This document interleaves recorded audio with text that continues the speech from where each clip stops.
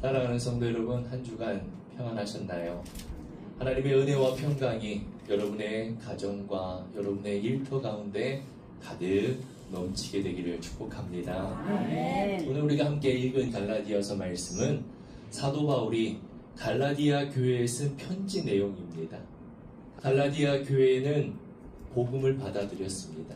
사도 바울이 복음을 전해서 복음을 받아들이고 시작했지만 어느새 시간이 점점 지나면서 내가 잘해야 하나님께 인정을 받는다고 하는 율법주의에 빠지게 되었습니다. 내가 무언가를 많이 해야 된다고 그들은 생각했습니다.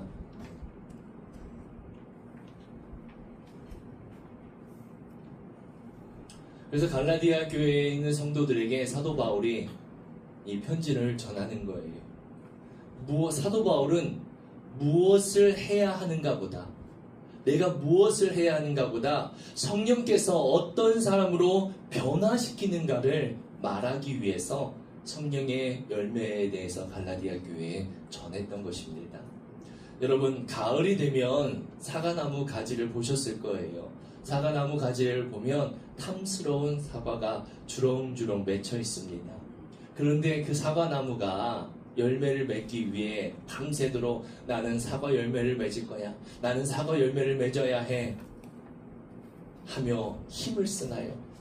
그렇지 않지요. 사과나무가 그렇게 힘쓰지 않습니다.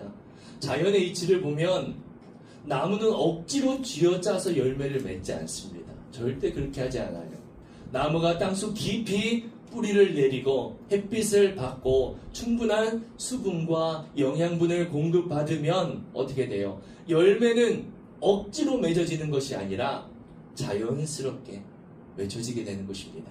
생명의 결과로 자연스럽게 열매가 맺혀지는 것이에요. 열매는 나무의 노동이 아니라 나무가 살아있다라는 증거가 되는 것입니다. 반대로 아무리 정교하게 실제처럼 플라스틱으로 사과나무를 정말 눈으로 봤을 때 똑같이 만들었어도 결코 열매를 맺을 수가 없습니다. 그 나무는. 왜 그럴까요? 생명이 없기 때문이에요. 오늘 본문 갈라디아서 5장에서 사도 바울은 성령의 9가지 열매에 대해서 우리에게 전해주고 있습니다. 여러분, 성령의 이 9가지는 이 규칙을 하나하나 지키며 착하게 살라고 숨막히는 도덕적인 숙제가 아닌 것입니다. 사도 바울이 말한 이 9가지 열매는 우리가 정말 힘써 애써 지켜야 하는 숨막히는 도덕적 숙제가 아니라는 거예요.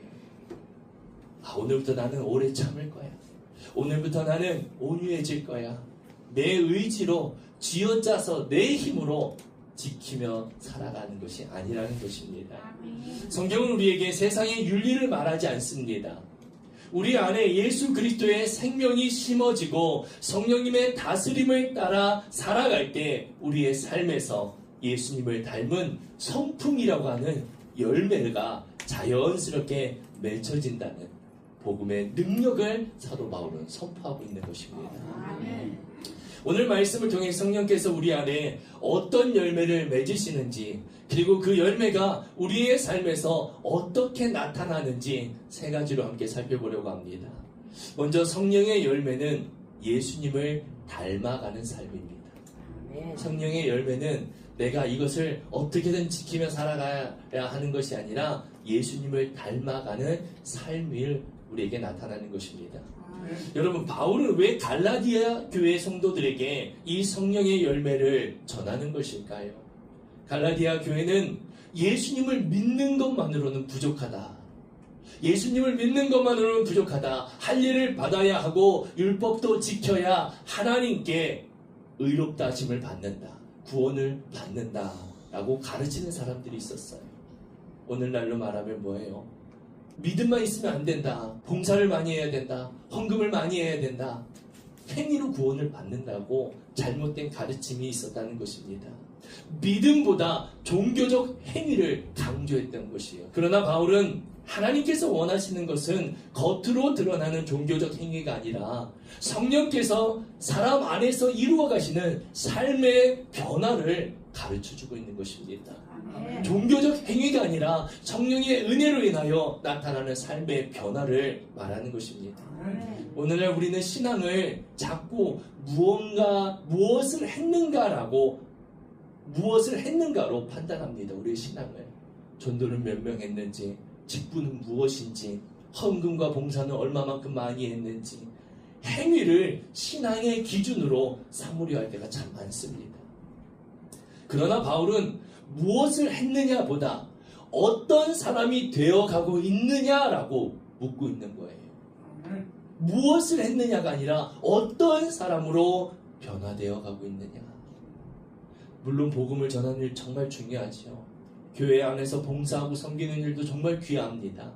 그러나 그것은 그리스도인이라면, 하나님께 구원을 받은 그 구원의 감격이 있는 사람이라면 마땅히 해야 하는 사명인 것입니다. 마땅히 해야 하는 사명이에요. 나를 구원해 주셨는데 그 은혜에 감사해서 우리가 하는 행위인 것이죠. 오늘 성경이 말하는 성령 충만의 가장 분명한 증거는 무엇을 많이 하는 사람이 되는 것이 아니라 예수님을 닮아가는 사람이 되는 것입니다. 예수님을 닮아가는 사람. 그런데 현실을 돌아보면 이런 모습들이 있어요. 어렵고 힘든 일은 피하려고 하고요. 쉽고 편한 일을 선택하려고 하는 사람들이 있습니다. 자신의 유익은 먼저 챙기려고 하면서 다른 사람을 위해 희생하거나 섬기는 일에는 선뜻 나서지 못하는 것입니다. 이런 모습은 성령의 인도하심보다 우리의 육체의 본성을 따라 살아갈 때 나타나는 모습입니다. 여러분, 뛰어난 실력을 가진 사람보다 함께 일하고 싶은 사람이 있습니다. 실력은 조금 부족해도 정직하고 배려하고 책임감 있는 사람은 어디에서나 신뢰를 받습니다. 결국 사람을 세워가는 것은 능력이기보다 그 사람의 성품이에요. 그래서 이 성령의 9가지 열매는 예수님을 닮은 삶을 살아갈 때 나타나는 성품인 것입니다. 우리가 매일 사용하고 있는 스마트폰을 한번 생각해 볼게요. 스마트폰이 아무리 최신형 기종이고 처리 속도가 아무리 빨라도 운영체제에 문제가 생기면 전화도 할 수 없고요. 인터넷도 안 되고요. 메시지를 보낼 수도 없고요. 제대로 사용할 수 없게 됩니다. 기계는 최신폰인데, 엄청난 속도가 빠른 최신폰인데 능력이에요. 능력을 말하는 것입니다. 근데 이것을 사용하는 운영체제가 망가져 버렸어요. 성품이죠. 그러면 사용할 수 있어요, 없어요? 없습니다. 아무리 좋은 휴대폰이라고 해도 이 운영체제 성품이 망가지게 되면 사용할 수가 없는 것입니다. 겉으로는 멀쩡해 보여도 그 속이 무너져 버리면 아무 기능도 제대로 할 수 없는 것입니다. 그런데 이 운영체제는 스스로 설치할 수 없어요. 스스로 회복되지 않습니다. 전문가가 새 운영체제를 설치해야만 스마트폰이 달라집니다. 바로 복음은 우리의 운영체제를 바꾸시는 하나님의 역사입니다. 아멘. 이 복음은 우리의 운영체제를 새롭게 바꾸는 것입니다. 우리의 신앙이 아무리 방언을 하고 전도를 많이 해도 내 안에 예수 그리스도를 닮은 성품, 운영체제가 깨어져 있다면, 내 고집대로 살아간다면 우리는 하나님의 도구로 온전하게 쓰임받지 못하게 되는 것입니다. 아멘. 사랑하는 성도 여러분, 성경은 우리에게 착하게 살아라 강요하는 도덕적인 책이 아닙니다. 내 힘과 내 의지로 착해지려고 억지로 노력하는 것은 금방 한계에 부딪히게 되고 결국 위선이 되고 마는 것이에요. 그렇다면 어떻게 예수님의 성품을 맺을 수 있을까? 그것은 바로 복음의 능력입니다. 복음의 능력이에요. 복음은 십자가에서 나의 옛사람이 죽고 내 안에 예수 그리스도께서 사시는 것입니다. 아멘. 예수 그리스도의 생명이 우리 안에 살아 역사하게 하는 하나님의 능력이 복음입니다. 아멘. 복음은 곧 예수예요. 아멘. 예수님이 곧 복음입니다. 아멘. 우리가 예수 안에서 하나님의 능력으로 살아가게 하는 것이 바로 복음의 능력, 예수님입니다. 예수 그리스도의 생명은 우리를 회복시키십니다. 아멘. 우리를 살리십니다. 할렐루야. 그러므로 내 생각, 내 고집을 버리고 성령님께 내 삶을 맡기며 성령님을 따라 살아갈 때 성령 안에서, 성령 안에 있는 우리는 예수님을 닮은 성품으로 자연스럽게 열매를 맺게 되는 것입니다. 예수님 안에서 살아갈 때 자연스럽게 그 성품을 갖게 되는 것이, 이것이 복음의 능력입니다. 여러분, 예수님을 닮아 살아가는 것이 복음의 능력이에요. 예수님을 닮아 살아가는 삶이 무엇이냐? 변화입니다. 변화예요. 변화는 관계 속에서 나타납니다. 성령 충만은 결코 나 혼자 산속에 들어가서 신령해지는 것, 거룩해지는 것이 아닙니다. 바울이 갈라디아서에 기록한 9가지 성령의 열매는 대부분 사람들과의 관계 속에서 분명하게 드러납니다. 성령께서 우리 안에 역사하시면 하나님과의 관계가 회복되고요. 그 은혜는 반드시 사람들과의 관계 속으로 흘러가게 되는 것입니다. 성령님께서 우리 안에 역사하시면 가장 먼저 회복되는 것이 하나님과의 관계예요. 하나님과의 관계입니다. 하나님이 나를 얼마나 사랑하시는지, 하나님이 어떻게 나를 구원하셨는지, 예수 독생자의 생명을 내어주시고 날 구원하신 그 하나님의 사랑을 내가 확신하게 됩니다. 회복하게 됩니다. 깨닫게 됩니다. 그래서 내 안에 사랑이 생기는 것이에요. 그래서 내 안에 사랑이 생기고 그 사랑이 환경을 뛰어넘는 기쁨, 희락으로 찾아오게 됩니다. 세상이 빼앗을 수 없는 평안이 나에게 찾아오게 되는 것이에요. 그런데 성령님의 역사는 거기서 멈추지 않습니다. 나 혼자 내 안에 나의 기쁨으로, 내 안에 나의 감정으로 끝나고 멈추지 않습니다. 하나님께 받은 사랑과 은혜는 반드시 사람에게 흘러갑니다. 그래서 나를 힘들게 하는 사람을 내가 기다려줄 수 있는 것이, 참아줄 수 있는 것입니다. 어려운 사람을 불쌍히 여기는 마음을 갖게 되는 것이고요. 그 마음이 실제 행동으로 이어지는 것이 바로 양성입니다. 그래서 삶을 통해 열매가 맺혀지게 되는 것이에요. 나무를 보세요. 뿌리가 먼저 건강해야 가지와 열매도 건강합니다. 뿌리가 병들어 있으면요, 가지와 열매가 건강할 수가 없어요. 하나님과의 관계는 뿌리와 같습니다. 하나님과의 관계가 살아나면 그 생명이 가지를 타고 흘러가듯이 우리의 가정과 우리의 일터와 교회에서도 사랑과 오래 참음과 자비와 양성의 열매가 맺혀지게 되는 줄 믿습니다. 이렇게 내 안에 가득 채운 은혜는 반드시 밖으로, 사람에게로 흘러가게 되는 것입니다. 여러분, 한겨울에 따뜻한 난로 곁에 가면 난로에게 날 따뜻하게 해달라고 하지 않아도 저절로 어떻습니까? 따뜻함을 줍니다. 그 따뜻한 난로 안에 가까이 가면 내가 요구하지 않아도 그 따뜻함이 나에게 다가오는 것이죠. 나의 꽁꽁 온몸을 녹이게 만듭니다. 마찬가지예요, 여러분. 내 안에 예수님의 성품이 가득하면 그것은 감춰질 수 없습니다. 한겨울에 따뜻한 난로처럼 그 열기를 숨길 수가 없어요. 억지로 친절한 척하지 않아도 우리의 삶 속에 자연스럽게 그 따뜻함이 흘러가게 되는 것입니다. 그 따뜻함은 꽁꽁 얼어붙은 관계를 녹이는 평화의 통로가 되는 것입니다. 사랑하는 성도 여러분, 제자는 혼자 만들어지지 않습니다. 그래서 하나님은 사람을 통해 사람을 빚어가십니다. 사람을 통해 사람을 만들어 가시는 거예요. 하나님께서는 관계 속에서 우리를 다듬어 가십니다. 그래서 한 사람을 품고 오래 기다려주고 한 사람을 위해 기도하고 한 사람을 사랑하는 것이 바로 성령의 열매입니다. 우리 교회가 이런 관계의 열매가 가득한 공동체가 되길 소망합니다. 그럴 때 사람들은 우리 교회를 통해, 우리 공동체를 통해 예수님의 사랑을 경험하게 될 줄 믿습니다. 우리가 특히 이웃과의 관계에서 맺어야 할 성숙의 열매 3가지를 기억하시기 바랍니다. 첫 번째, 오래 참음이에요. 오래 참음. 여러분, 오래 참음은 입을 꾹 다물고 화를 억지로 참는 것이 아닙니다. 하나님께서 나를 끝까지 기다려주셨음을 기억하면서 그 사랑으로 다른 사람을 기다려주는 것, 이것이 오래 참음이에요.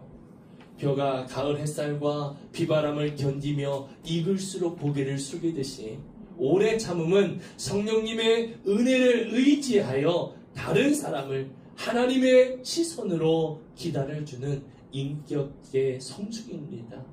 내 자녀를, 내 배우자를, 나를 힘들게 하는 사람을 당장 내 마음에 들지 않아도 하나님께서 나를 십자가 사랑으로 끝까지 기다려 주셨던 것을 기억하면서 그들도 변화될 것을 믿고 믿음으로 바라보며 시각화하며 소망 중에 믿음을 가지고 품어주는 것. 이것이 오래 참음입니다. 아멘. 두 번째와 세 번째는요, 자비와 양선입니다. 이 두 가지는 하나예요. 왜 그러느냐? 여러분, 길을 가다가 무거운 짐을 들고 가는 어르신을 보았다고 한번 생각해 봅시다. 마음속으로 힘드시겠다, 안타깝다 라고 생각하는 거, 이것이 자비예요. 거기서 멈추면 아무 일도 일어나지 않습니다. 어떡합니까? 다가가서 제가 좀 들어드릴까요? 힘든 사람이 있으면 다가가서 제가 좀 도와드릴까요? 내 의지를 담아 직접 손을 내미는 행동이 바로 양선입니다. 선한 행동. 자비는 마음에서 시작되고요. 양선은 손과 발로 나타나는 것입니다. 성령께서는 우리의 마음만 바꾸시는 것이 아니라 우리의 행동까지도 바꿔가시는 것이에요. 사랑하는 성도 여러분, 이번 한 주간 여러분의 삶의 자리에서 이 열매들을 한번 적용해 보시기 바랍니다. 여러분들의 삶의 자리에서 이 열매들을 한번 적용해 보세요. 여러분이 성령님의 인도하심에 순종하며 이 작은 걸음을 내디딜 때 성령께서는 여러분의 삶에 오래 참음과 자비와 양선의 열매를 반드시 맺게 하실 것입니다. 그 열매를 통해서 관계가 회복되어지고 하나님의 사랑이, 하나님의 화평이 흘러가는 은혜를 경험하게 될 줄 믿습니다. 마지막으로 세 번째로는요, 성령의 열매는 성령님의 다스리시는 삶인 것입니다. 성령의 열매가 나타나는 것은 성령님이 다스리는 삶이 바로 성령의 열매인 것이에요. 성령의 열매 중 마지막 세 가지는요, 충성과 온유와 절제입니다. 이 열매는 하나님께서 우리의 내면을 어떻게 다스리신지를 보여줍니다. 하나님과의 관계가 회복되고 이웃과의 관계가 변화되었다면 이제 내 마음과 감정, 욕망까지도 성령님의 다스림 아래 놓여 있어야 하는 것입니다. 첫 번째, 충성입니다. 충성이라고 하면은 군대 다녀오신 분들은 다 기억하실 거예요. 상사의 명령에 무조건 복종하고 따르는 것. 이것을 우리가 떠올릴 것입니다. 충성이라고 하면. 하지만 성경에서 말하는 충성은 변함없는 신실함입니다. 변함없는 신실함. 내가 기분 좋으면 열심히 신앙생활하고 무엇을 열심히 하고 기분 나쁘면 예배도 필요 없고 사명도 다 내팽개치는 것, 이것이 충성이 아니에요. 파도가 쳐도 언제나 묵묵히 그 자리에서 바다를 비추는 등대처럼 아무도 보지 않는 곳에서도 상황이 어려워도 주님께서 맡기신 그 자리를 끝까지 지켜내는 신실함, 그것이 바로 성경에서 말하는 충성입니다. 충성이에요. 그 다음은 온유입니다. 많은 분들이 온유함을 마음이 약해서 늘 양보하고 당하는 것, 이렇게 오해하는 분들이 있습니다. 아닙니다. 성경이 말하는 온유는 다듬어진 힘이에요. 다듬어진 힘. 불을 한번 생각해 볼게요. 거센 산불, 산에 거센 산불이 일어났습니다. 산에 있는 것을 모두 다 태워버리고요, 사람을 다치게 합니다. 이 불은. 이것은 다듬어지지 않은 우리의 혈기예요. 하지만 그 뜨거운 불이 다듬어져서 통제돼서 어떻게 해요? 난로 안에 들어가면 어떻게 됩니까? 온 집안을, 많은 사람을, 그 공간을 따뜻하게 데워주는 생명의 불씨가 되는 것입니다. 내 안에 있는 분노와 억울함, 펄펄 끓는 혈기가 성령님의 손에 붙들려 다듬어질 때 비로소 우리는 상처를 주는 사람이 아니라 사람을 품어주는 따뜻하고 온유한 사람이 되는 것입니다.